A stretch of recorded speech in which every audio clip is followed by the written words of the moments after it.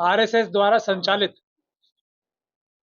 BJP द्वारा संचालित एक टेररिस्ट गैंग है, आतंकवादियों का एक गैंग है जो, और गैंग में क्यों कह रहा हूं, क्योंकि ये एक जैसी बातें अलग अलग टाइम पे अलग अलग जगहों से पूरे देश से करते हैं, बिल्कुल एक जैसी बातें।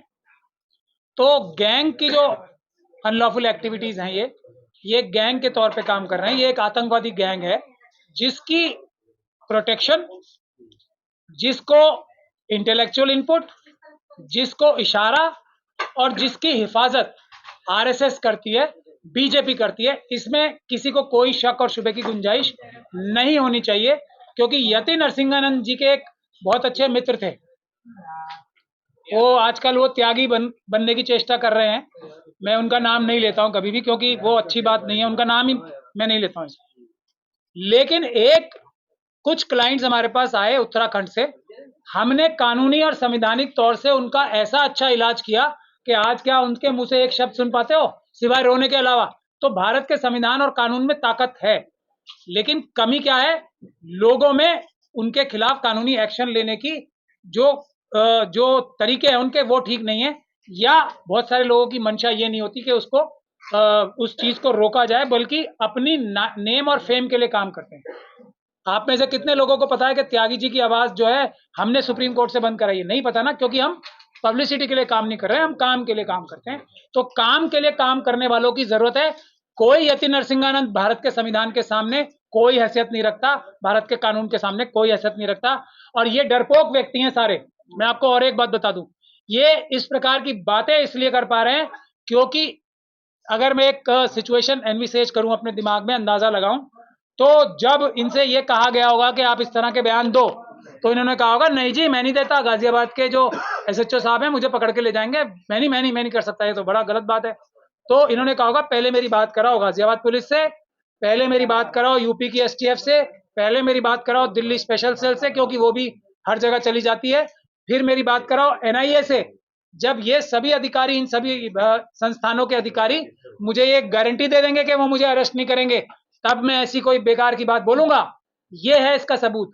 और इसके अलावा इनकी हिम्मत नहीं है, मैं इनको जानता हूं, इनके साथी को भी जानता हूं मैं, इनकी इतनी सी हिम्मत नहीं है जो ये चूं भी कर जाए इस प्रकार की भारत के संविधान और कानून के खिलाफ, जब तक इनको पूरी तरीके से हौसला ना दिया गया हो आरएसएस और बीजेपी के द्वारा। कहा जाता मुसलमान डरा हुआ है। देखिए, मुसलमानों को उनके खुद के जो सो कॉल्ड लीडर्स बन गए साजिश के तहत, एक मुखबिरों की टीम है। देखिए हमारे पूरे देश में जो शेड्यूल कास्ट कम्युनिटी के अंदर भी घुसी हुई है, शेड्यूल ट्राइब के लिए भी घुसी हुई है, और मुसलमानों के लिए खास तौर पे सिख क्रिश्चियन बौद्ध के अंदर भी घुसा रखी है। ये मुखबिरों की टीम और उनके ऊपर जो लीडरों की टीम है, वो पूरी ताकत लगाए हुए हैं मुसलमानों को डरपोक बनाने की, शेड्यूल कास्ट को डरपोक बनाने की, शेड्यूल ट्राइब को डरपोक बनाने की, और सिख क्रिश्चियन बौद्धों को भी डरपोक बनाने की। लेकिन अभी तक वो इसमें कामयाब नहीं हुए हैं। किसानों का आंदोलन इस बात की गवाही है, और सीए एनआरसी का जो हमारी महिलाओं ने आंदोलन शुरू किया, ये इस बात की गवाही है कि अभी तक मुसलमान जो है डरपोक नहीं हुए। सर सुप्रीम कोर्ट भी डरा हुआ है क्या? ऐसे बार बार बाबा जो है यति नरसिम्हानंद जैसे कभी जीप काटने की बात करते हैं, कभी आतंकवादी किसी को बोल देते हैं, तो कभी इस तरीके के बयान दे देते, क्या इनको संरक्षण प्राप्त है? सुप्रीम कोर्ट भी डर गया है क्या? सुप्रीम कोर्ट, तो देखिए सुप्रीम कोर्ट में कुछ जज जो हैं उनके बारे में ये बिल्कुल कहा जा सकता है, और मैं अपने मुंह से ही नहीं कह रहा हूँ, ये 4 सुप्रीम कोर्ट के जजेस ने प्रेस कॉन्फ्रेंस करके ये कहा था। और बहुत सारे जजेस जो आज भी हैं उनकी कथनी और करनी से नजर आ जाता है कि वो डरे हुए हैं, दबाव में हैं, या किसी लालच में। ये बात कहने में मुझे कोई हिचक नहीं है, और अगर मैं नहीं कहूंगा तो भारत के संविधान के साथ बहुत बड़ा अन्याय करूंगा, क्योंकि बातें तो बड़ी बड़ी करते हैं, ऑर्डर पास नहीं करते। तो क्या है कि जस्टिस जो है वो लगना चाहिए, हो रहा है, हो या नहीं हो, आज ऐसा हो गया है, जबकि कहावत इसकी उल्टी थी कि जस्टिस, इंसाफ ना सिर्फ होना चाहिए बल्कि होता हुआ लगना भी चाहिए। आज इसका उल्टा हो गया है, जो कि बहुत ही खतरनाक बात है। जस्टिस लगना चाहिए होते हुए, यानी कि टिप्पणियां आनी चाहिए, ऑर्डर नहीं आने चाहिए। लगता तो है कि सुप्रीम कोर्ट ने क्या जबरदस्त टिप्पणी की है, लेकिन वो टिप्पणी होती है, ऑर्डर नहीं होती। उसके बाद ये भी होता है कि ऑर्डर भी हो जाता है, उसके बाद अमल नहीं होता, और सुप्रीम कोर्ट अपने ही ऑर्डर्स को एक तरीके से श्रेडर में डालने वालों को, मिट्टी में मिला देने वालों को, ऑर्डर्स को अपने कोई एक्शन नहीं लेती। अभी बुलडोजर का जो ऑर्डर था सुप्रीम कोर्ट का, उसकी जिस प्रकार से धज्जियां गुजरात और आसाम में उड़ाई गई हैं, यूपी में उड़ाई गई हैं, अब इनके खिलाफ कुछ नहीं होगा। इससे साफ जाहिर होता है कुछ जजेस जो है सुप्रीम कोर्ट के भी और दूसरे जजेस भी डरे हुए हैं, लालच में है। ये बात मुस्लिम या मुस्लिम तंजीमें क्या करें, क्योंकि अगर सड़क पर उतरते हैं तो घर बुलडोज हो जाता है, तो ऐसे में उनके लिए क्या रास्ता है कि वो इस तरह के भड़काऊ बयान देने वालों पर वो कार्रवाई करवा सकते हैं? देखिए, अगर सड़क पे नहीं उतरेंगे तो गारंटी है कोई बुलडोजर नहीं आएगा, तो बिल्कुल ना उतरें। अगर इस बात की गारंटी है कि वो अपने जो ये फ्रॉडुलेंट नेता हैं, उनके बहकावे में आके जो सिर्फ बातें बातें करते हैं, कई कई तो उनमें से ऐसे भी है ना जो वही जजेस की तरह बोलेंगे तो सही, आवाज बहुत उठाएंगे, लेकिन उस आवाज को अमल में लाने के लिए कुछ नहीं करेंगे।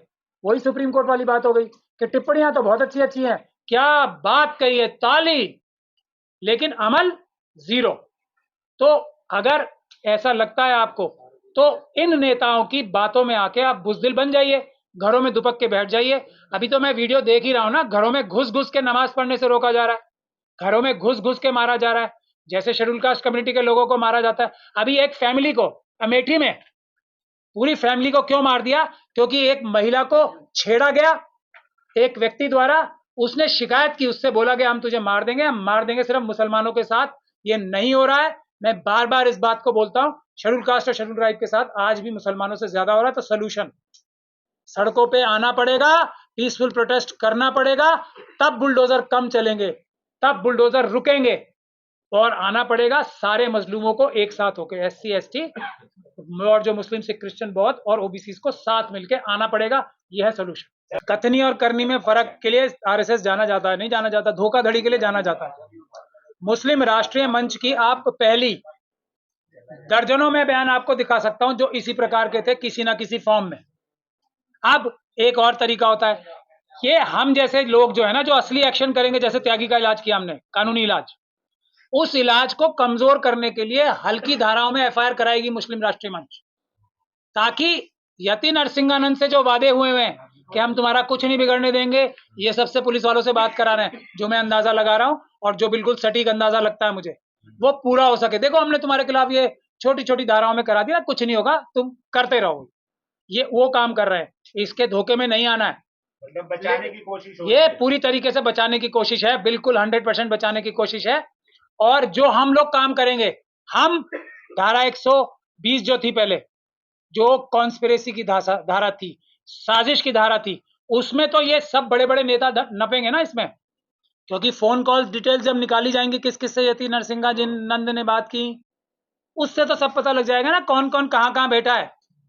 तो इसीलिए ये सब लोग इसको बचाने की काम करेंगे।